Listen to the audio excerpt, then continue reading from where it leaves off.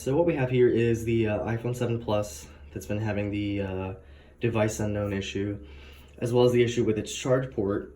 So I'm not sure what it is, but what I do know is that the display was changed at a mall kiosk kind of thing. And I'm thinking that could be the issue. So what I'm gonna do is I'm gonna go ahead and remove this display and try a known working one to see if that makes any difference. If it does, then that'll be awesome.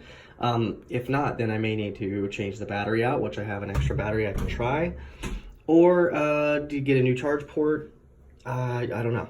So let me go ahead and loosen the adhesive on this. So I'm just gonna take a hairdryer and go around the edges just to loosen the adhesive.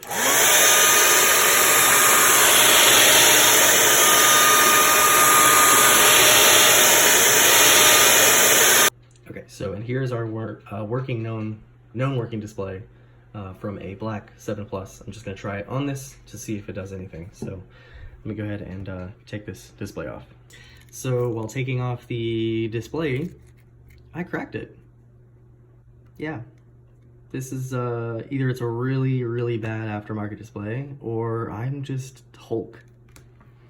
Anyway, I got the new one, or the original OG one on here. One thing I did notice, the battery wasn't really plugged in very well, so that could be a problem. Let's try and turn it on and see what happens. Well, we have life. That's good. Now, the part that I couldn't get past on here was getting past the activation portion, because it would tell me device unknown. So I know one thing is for sure, that the Touch ID is not going to work because this is from another phone, but I'm just trying to see if this display will even work, if it'll make the difference in getting it activated or not. It is taking quite a bit of time to boot, and we are stuck on the Apple logo. All right. So now I got the display, and I put in a different battery to see if that makes any difference. I feel like it won't, because it's just stuck here like booting. Yep, just sits here. Sits here booting. That's a weird issue. Alright, so now we're back on the original battery and the original screen. You can tell it's a bad aftermarket because it cracked very easily when I was trying to take it off, which was great. So it was stuck booting on the other screen, and now I feel like it's going to do the same thing on this one. But we'll find out.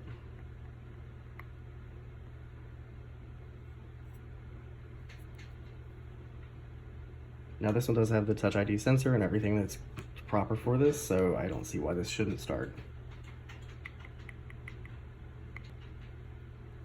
Okay, maybe I will give it a little hard reboot, see if that does anything.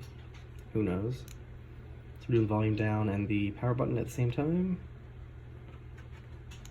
Let's try and turn it back on.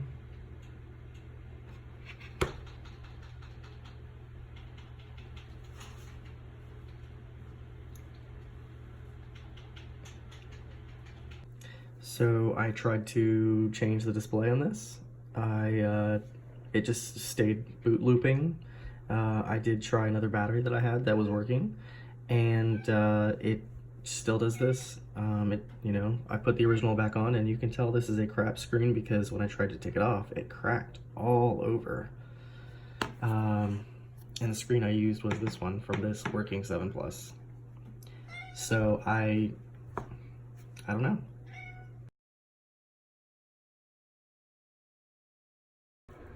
So after trying to replace the screen with an actual OEM screen and trying a different battery, it just went into like a boot loop thing. I think I barely mentioned that in the previous clip. Anyway, somebody recommended that I try to heat up the baseband chip because it's saying device unknown, and when you do go into when you go into the setup app, when it says hello and all the other stuff, you can hit the I, and it should show your IMEI and serial number and all that good stuff. The phone only shows the serial number, so it doesn't show the IMEI of the phone at all.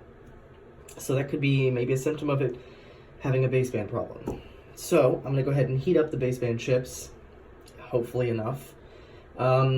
and see if that does anything. I mean, who knows? Maybe a little bit of heat will help. Apart from, you know, having to be soldered or unsoldered, whatever it may be.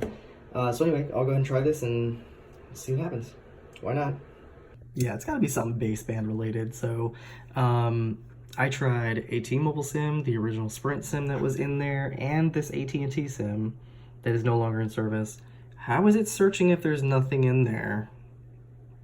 Nope. Bam. Yeah, so maybe it is a baseband.